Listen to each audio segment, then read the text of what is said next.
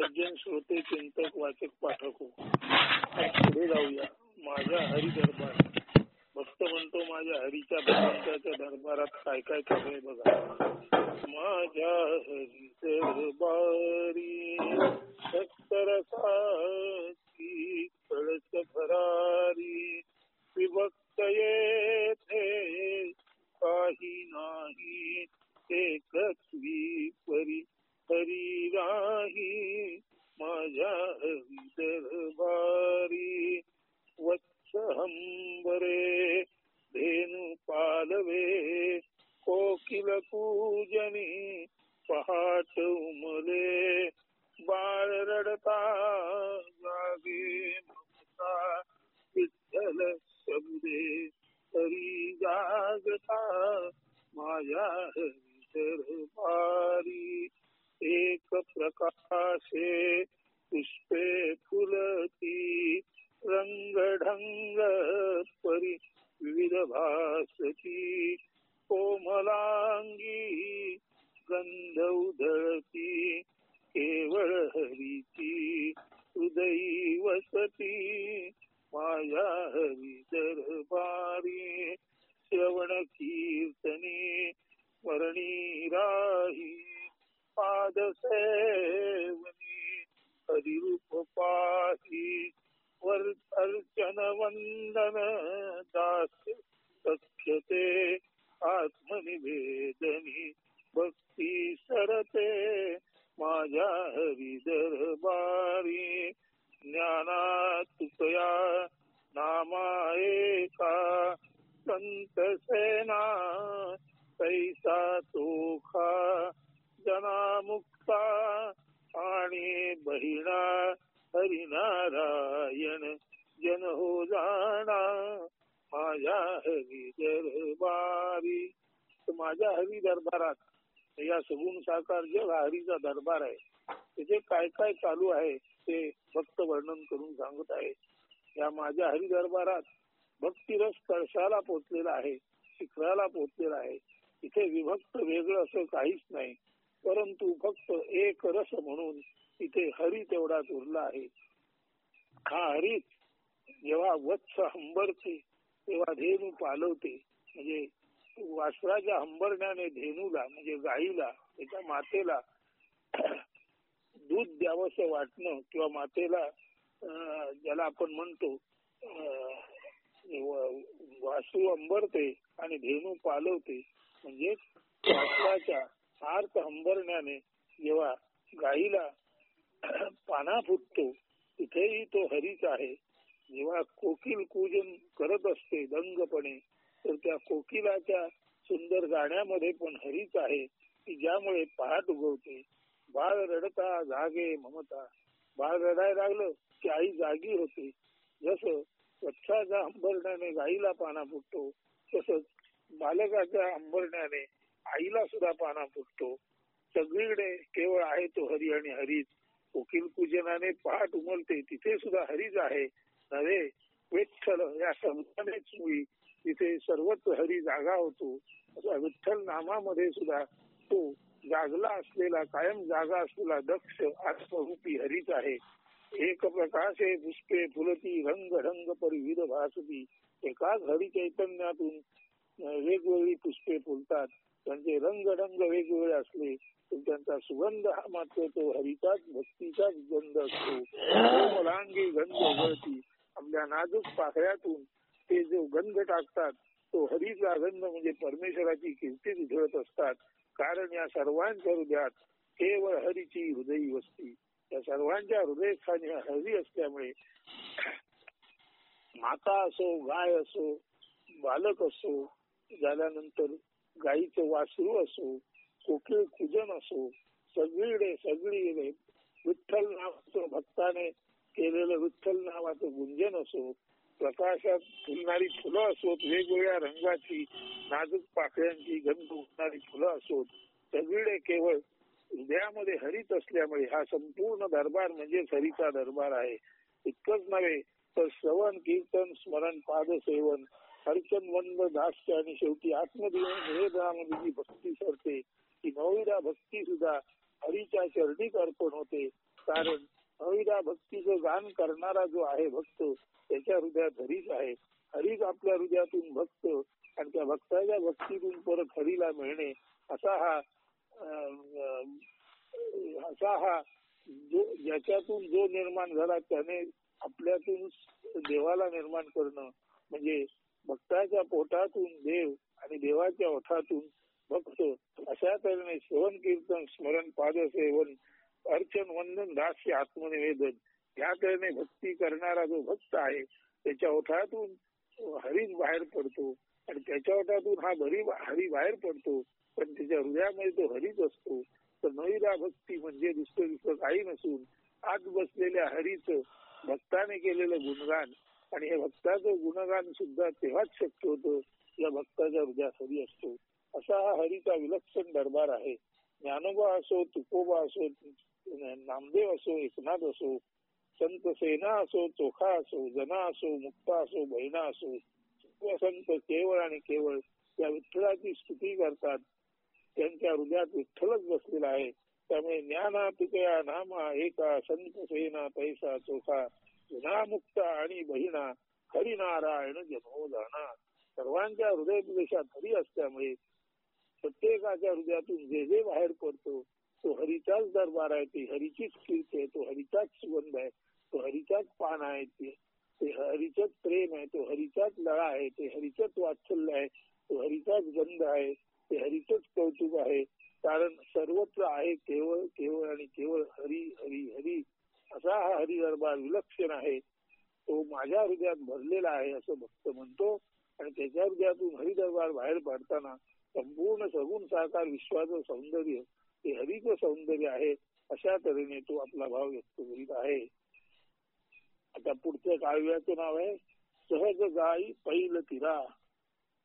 धरा धरा सदा हरा जीवनात स्वरा करा हरिहरा दिगधरा सहज गाई पैल तिरा अंतरात धरा हरा मनोमनी हरी स्मरा स्मरा धरा हरिहरा सहज गाई पैल तिरा.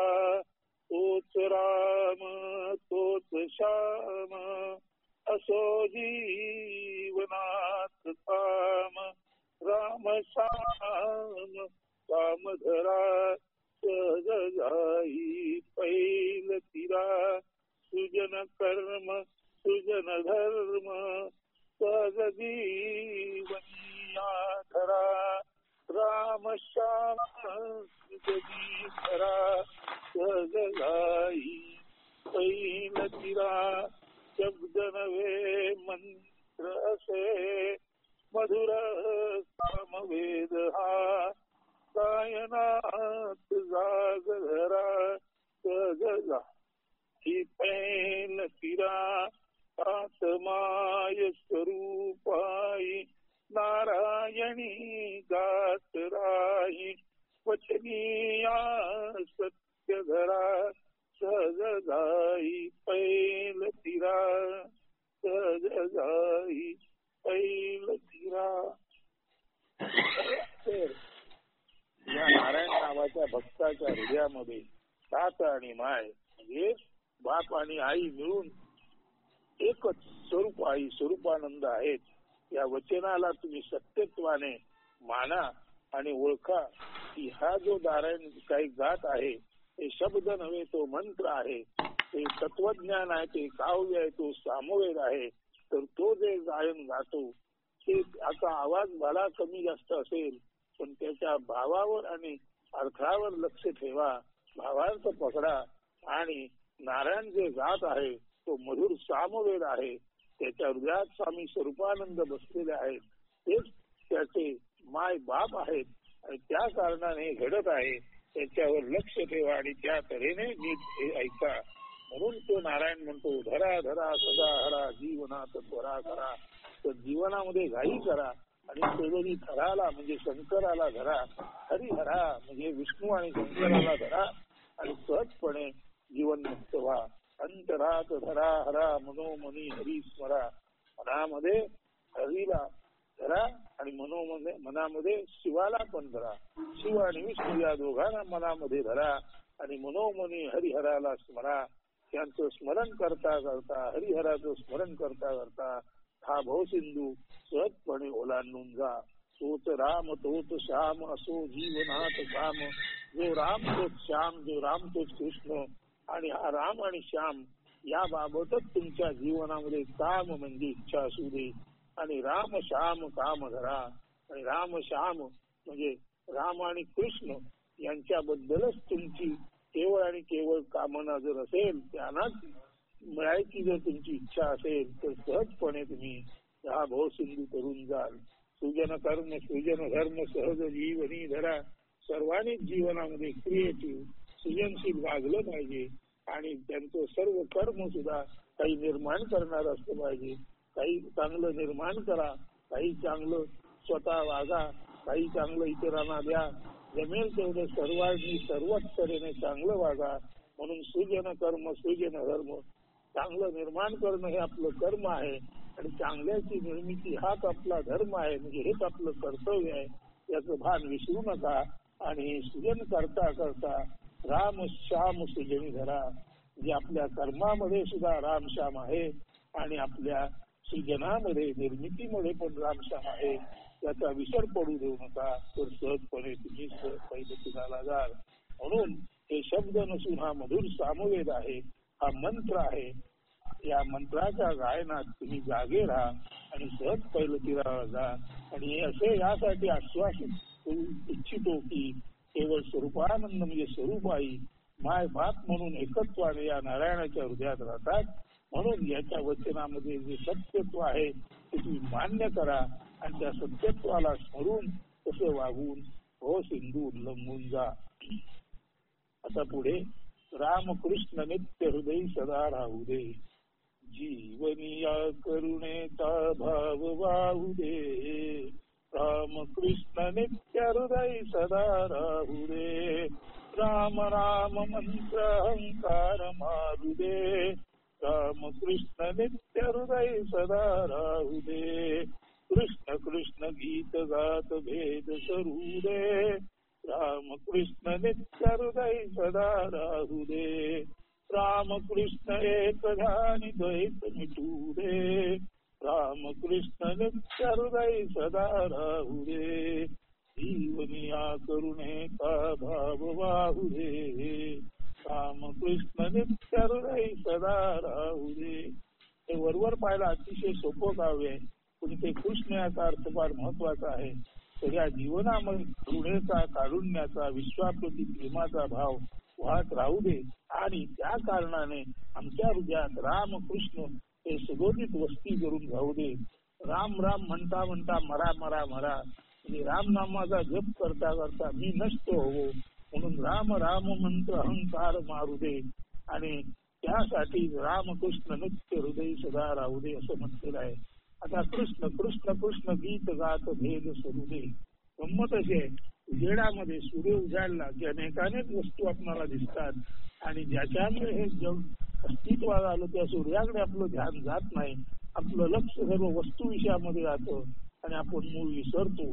त्यामुळे उजेड पडला की आपलं मन वस्तू विषयात रमतं. म्हणून तेव्हा राम राम राम राम म्हणा, म्हणजे मनाला मरण येईल आणि आपल्या जीवनामध्ये परम शांती निर्माण होईल.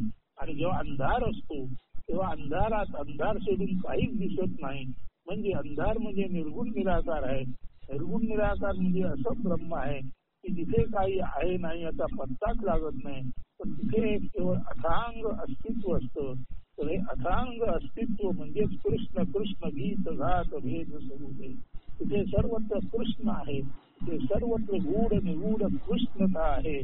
म्हणजे काळे सावळे कोण आहे, या काळे सावळेपणामध्ये अंधारच आणि अंधार दाटून राहिलेला आहे. तो अंधार असला तरी गूढ निगूढ परम शांत अंधार आहे, तिथे दुसरं काहीच अस्तित्वात नाही. याचा अर्थ कृष्ण कृष्ण गीत गात भेद सरू दे. तिथे कृष्णता सोडून काही नाही, ते केवळ आणि केवळ निर्गुण निराकार तत्वच असतं. त्याच्या अनुसंधानात राहिलं की आपल्या जीवनात भेद राहत नाही आणि दुसऱ्या दिवशी उजेडामध्ये सुद्धा अनेक वस्तूविषयी जरी दिसले तरी आपलं त्या वस्तूविषयावर लक्ष जात नाही, तर आपण मनातल्या मनात राम राम राम राम म्हणून जे आपलं चलित होणारं मन आहे ते मारायचा प्रयत्न करतो. दिवसा राम राम म्हणून मनाला मरा आणि निर्गुण निराकाराकडे जा. आणि रात्री सर्वत्र कृष्ण असताना, काहीच दिसत नसताना, तो कृष्ण गूढ निगूढ निर्गुण निराकारच दिसत असताना स्वाभाविकपणे तुम्ही निर्गुण निराकारात राहा. निर्गुण निराकाराची उपासना रात्री सोपी आहे, गूढ अंधारात सोपी आहे, पण गूढ अंधारात आपणही आपणाला दिसत नाही अशी स्थिती असते. परंतु उजेडामध्ये मात्र कृष्ण भक्ती सोपी नाही. राम राम म्हणा म्हणजे तुमचा मी किंवा आपला मी केंद्र नाहीसे होईल आणि आपण दिवसा सुद्धा निर्गुण निराकाराच्या सान्निध्यात राहू. म्हणून राम राम राम राम म्हणताना मरणे, मनाला मरणे, मीपणाला मरणे ही निर्गुण निराकाराचीच उपासना आहे. आणि घनकृष्ण अंधारामध्ये काहीच दिसत नसताना काही दिसत नाही त्याला पाहणं म्हणजे सुद्धा निर्गुण निराकाराचीच भक्ती आहे. अशा अर्थाने रामकृष्ण गीत गात भेद स्वरूपे, राम म्हणा कृष्ण म्हणा दोन्ही म्हणताना आपल्यातील भेद नष्ट होत आणि असे रामकृष्ण नित्य हृदय सदा राहू दे. रामकृष्ण एक ध्यान द्वैत मिटू दे. दिवसा रामाचं ध्यान आणि रात्री कृष्णाचं ध्यान असो, शेवट राम आणि कृष्ण याचं एकत्रित ध्यान करा की ज्या योगे द्वैत मिटेल, भेदाभेद मिटेल, भेदाभेदा मंगल ही स्थिती नाहीशी होईल आणि पूर्ण समत्वाच्या अधीन होऊन तुम्ही समाधी वस्तीत जाल. म्हणून रामकृष्ण नित्य हृदय सदा राहू दे. म्हणून राम आणि कृष्ण यांचा जप सदोदित अंतःकरणात निशब्दतेने अजपा पद्धतीने चालू राहू दे. आता जो संत आहे, भक्त आहे, त्याला आता हे संपूर्ण भेदाभेद जनित विश्व नाही याचा पूर्ण भाव प्राप्त झालाय. आता तो काय म्हणतो बघा, हे समाधान. समाधान म्हणजे समत्वाच्या अधीन असलेला भाव म्हणून समाधान. आता ऐका, माझे समाधान देवा तव समचरण, माझे सुख देवा तव हास्य मुख, माझी शांती देवा तव नीलकांती, माझे वैभव देवा तव चरण सेवा, माझे प्रियमान देवा अवघे तव ध्यान, माझे प्रारब्ध देवा सोहम भावलुब्ध, माझे संचित देवा भजनी तव प्रीत, गात तव गीत देवा मी माझा नीत, गात तव गीत देवा मी माझा नीत. देवा हे देवा, तुझं गीत गात गात मी आणि माझा अंत होतो आणि मी समत्वाच्या अधीन होतो. हीच माझी खरी समाधी आहे. किंवा तुझे समचरण म्हणजे माझं समाधान आहे. तुझं हास्यमुख म्हणजे माझं समाधान आहे. तुझी नील कांती, तुझं कृष्ण नील रूप हीच माझ्या जीवनातली शांती आहे. तुझ्या पायांची सेवा हेच माझं वैभव आहे. माझं प्रियमान म्हणजे चालू जन्मातील कर्म दुसरं काही नसून तुझं ध्यान एवढंच आहे. माझं प्रारब्ध मी जन्माला जे बरोबर आणलेलं आहे येताना तेही काही नसून पाचच्या जन्मातलं तुझं स्मरणच मी आणलेलं आहे. आणि अशा सोहम, तू आणि मी एक असल्यामुळे सोहम भाव लुब्ध, तू आणि मी आणि तू एक आहोत. हीच माझी सोहम हौसो भावलुब्धता म्हणजे माझं प्रेमान आणि माझं प्रारब्ध आहे. आणि अशा अर्थाने माझे आजपर्यंत किती जन्म झाले न झाले त्याची गणती नाही, पण तू सर्व जन्मांची गणती केली आणि त्यातील सर्व संचित एकत्र केलं तर ते संचित सुद्धा केवळ आणि केवळ तुझ्या भजनातून मला मिळालेलं प्रेम, तुझ्या भजनातून मला प्राप्त झालेली प्रीती आणि त्या कारणाने मी समत्वाच्या अधीन असून मला मिळालेलं समाधान हेच आणि हेच माझ्या प्रेमान प्रारब्ध आणि संचितामध्ये आहे. आणि या जन्मामध्ये सुद्धा गात तो गीत देवा मी माझा अंत, जो गीत गात गातच माझा अंत होणार हे निश्चित आहे. आता शंकराचं वर्णन आहे. हर हर शंकर माझा असे, हर हर शंकर माझा असे, तू सांभाळी तू प्रतिपाळी मी त्याचा असे, हर हर शंकर माझा असे, नील सागरी नीलाकाशी नील कंठवसे, हर हर शंकर माझा असे, मेघवृष्टी गंगनर्तनी मयूर पंखी वसे, नटेश्वर माझा असे, हर हर शंकर माझा असे, ध्यानमग्न जो सदालीन जो सृष्टी करता सृष्टी धरता ऐसा हरता से, हर हर शंकर माझा से, कीर्तन भजनी आशुतोष जो सदा शिवन शुभंकर जो सर्वांतरी जो वसे, हर हर शंकर माझा से, जो माझा सांभाळ करतो माझा प्रतिपाळ करतो तो शंकर माझा आहे आणि मी त्याचा शंकर आहे. जो निळ्या सागरामध्ये आणि निळ्या आकाशात आपलं नील रौद्र विशाल रूप दाखवतो तो शंकर माझा आहे. ज्याने लोकांचं दुःख जगाचं दुःख आपल्या सेवन करून हलाहल प्राशन करून ज्याने हलाहल प्राशन करून देवाला दुःख मुक्त केलं सर्वांना दुःख मुक्त केलं तो नीलकंठ शंकर खरं माझा आहे. मेघवृष्टी चालू असताना विराट पाऊस करत असताना आकाशात वारा वादळ यांचं तुंब युद्ध चालू असताना एक तऱ्हेचं रौद्र रूपाने नर्तन करणारा असा शंकर मेघवृष्टी मध्ये दिसत असतो. नव्हे मोराच्या पंखामध्ये तो दिसत असतो. असा हा नटेश हा पर्जन्य धारेत असणारा ऐकू येते असा हा नटेश्वर हर हर शंकर माझा आहे. जो सदोदित ध्यानामध्ये असतो आणि जो सदा ध्यानामध्ये लीन झालेला असतो आणि ध्यानामध्ये लीन होऊन ज्याला मीपणाचा पूर्ण विसर पडलाय असा हा कैवल्य स्थित शंकर ज्याने सृष्टी निर्माण केली जो सृष्टीची धारणा करतो आणि त्या सृष्टीतील जन्माला आलेलं यथावकाश तो लयास नेतो असा उत्पत्ती स्थिती लयाचा हा जो शंकर आहे जो नटेश्वर आहे तो माझा आहे आणि मी त्याचा आहे. कीर्तन भजनी हा सुतोष जो थोड्याशा कीर्ती गायनाने आणि भजनाने जो संतुष्ट होतो असा हा साधा व सदा शिव सर्वांना सदोदित प्रिय असणारा सर्वांचं सदोदित शुभंकर कल्याण करणारा सर्वांना सदोदित पवित्र वाटणारा सदाशिव शुभंकर जो आहे जो सर्वांच्या हृदयात वसतो तो हर हर जे शंकर माझा आहे तो हर हर शंकर माझा आहे. आता देव नाही ऐसी जागा कोठे कैसी देव तर सर्वत्र आहे तो कुठे आहे बघा.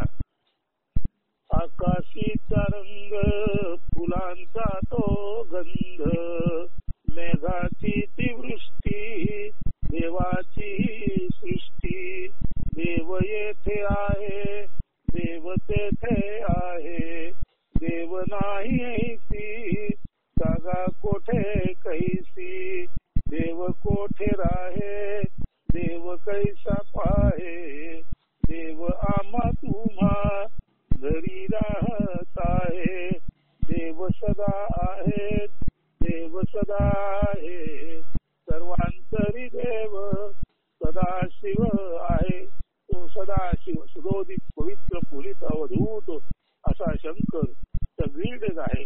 मग आकाशाचा रंग असो किंवा फुलांचा गंध असो मेघाची वृष्टी असो ही त्या देवाचीच निर्मिती असलेली सृष्टी आहे. देव येथे आहे देव तेथे आहे देव नाही अशी या पृथ्वी तलावर कुठेही इंचभर सुद्धा जागा नाही. देव कुठे राहतो आणि देव कैसा पाहावा हे बघायचं झालं तर देव तुमच्या आणि आमच्या घरामध्ये राहतो, हृदय मंदिरात राहतो. म्हणून म्हटलेलं आहे देव सदा आहे, देव सदा आहे, देव सदोदित आहे, सदोदित आहे. सर्वांतरी देव सदा शिव आहे. सर्वांच्या अंतःकरणात तो पवित्र ईश्वर नांदत आहे. तथा व्यथा संपो पावो पूर्ण विराम. आता माझी जीवनाची कथा आणि व्यथा संपो आणि जीवन पूर्णत्वास जावो अशा अर्थाचं हे काव्य आहे. ऐका.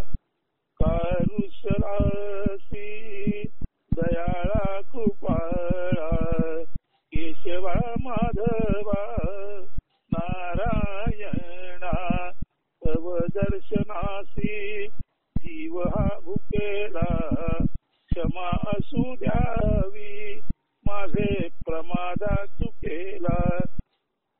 द्वैतात फिरता भ्रमात घेरलो चक्रव्यूही फसलो वाट विसरलो बहुवेगे आता जीव कासावितो तुझकडे विठ्ठला प्राण झेपावतो. कैवल्यात सारे स्पंद राहू दे शांत तव चरणी आता होऊ दे निवांत. भूक तहान काम म्हणता ती राम कथा व्यथा संपो पावो पूर्ण विराम. तर हे भगवंता तू का रुसलास? तू दयाळू आहेस, कृपाळू आहेस. ईश्वा माधवा नारायणा तू दयाळू कृपाळू असून का रुसलास? तुझ्या दर्शनासाठी हा जीव भुकेलेला आहे. परंतु जर काही माझ्या हातून प्रमाद गुन्हे घडले असतील तर त्या दोषांबद्दल मला क्षमा कर आणि तुझं दर्शन मला त्वरेने दे. न कळत या द्वैताच्या घेरटामध्ये, या द्वैताच्या संसारूपी चक्रामध्ये, भ्रमामध्ये मी घेरलो गेलो आणि या चक्रव्यूहात बसलो आणि तुझ्याकडे येण्याची वाट विसरलो. परंतु आता मला तीव्रतेने तुझी जाण आणि जाणीव निर्माण होत आहे. तेव्हा मला जरी वाट गावली नाही तरी माझ्या भक्तीमुळे, माझ्या भक्तीच्या आर्त साधेला हात देऊन बहुवेगाने तू माझ्याकडे ये. माझा जीव कासावीस झाला आहे. भगवंता तुझ्याकडे येण्यासाठी माझा प्राण तुझ्याकडे झेपावत आहे. तुझा पतंग दीपज्योतीवर झेपावतो तसा आता कैवल्यात सारे स्पंद राहू दे शांत. तुझ्या पायी येऊन केवळ असणेपणे, शुद्ध असणेपणात राहून कैवल्यामध्ये माझे संपूर्ण मानसिक स्पंद आहेत ते इतके नीरव शांत होत की मन तर नष्ट होऊन अमन शांतीची प्राप्ती हो आणि तव चरणी आता होऊ दे निवांत. हा माझा मी मी मी मी आहे निवत निवत अंत होऊन तुझ्या चरणी एक तऱ्हेचं सुगंधित नाजूक मनाचं फूल म्हणून ते मी तुला अर्पण करत आहे. भूक तहान काम म्हणता ती राम. क्षुधा आणि तृषा आणि काम म्हणजे विषय वासना यांनी आता राम म्हटलेला आहे, म्हणजे त्या अंतास गेलेले आहेत. अशा अर्थाने भगवंता तुला परत विनंती करतो. कथा व्यथा संपो पावो पूर्ण विराम. आता ही जीवनाची कथा आणि व्यथा संपून तुझ्या पायी पूर्ण विराम म्हणजे पूर्ण शांती, पूर्ण कैवल्यानंद मला